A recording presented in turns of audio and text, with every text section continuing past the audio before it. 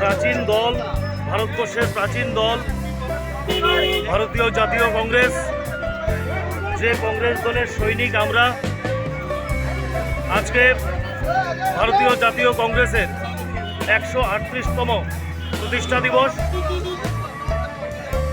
আজকের দিন থেকে 1985 সালের আজকের 28শে ডিসেম্বর, আজকের দিন থেকে ভারতীয় জাতীয় কংগ্রেস দলের পথ চলা শুরু হয়। ব্রিটিশ সাম্রাজ্যকে উৎখাতের লক্ষ্যে, সমগ্র ভারতবাসীকে একত্র করার লক্ষ্যে, সমগ্র ভারতবাসীকে নিয়ে, জাতি ধর্ম বর্ণ নির্বিশেষে সমস্ত ভারতবাসীকে নিয়ে আজকের দিনে এই ভারতীয় জাতীয় কংগ্রেসের পথ চলা। ব্রিটিশের অপশাসন থেকে ভারতবাসীকে মুক্ত করতে ভারতীয় জাতীয় কংগ্রেস আজকের দিন থেকে তার পথ চলা শুরু করেছিল। সেই পুণ্যতিথিতে, এই পুণ্য লগ্নে আমরা আজকে গর্ববোধ করছি। এই সুপ্রাচীন দলের, একটা ঐতিহ্যপূর্ণ দলের সৈনিক আমরা।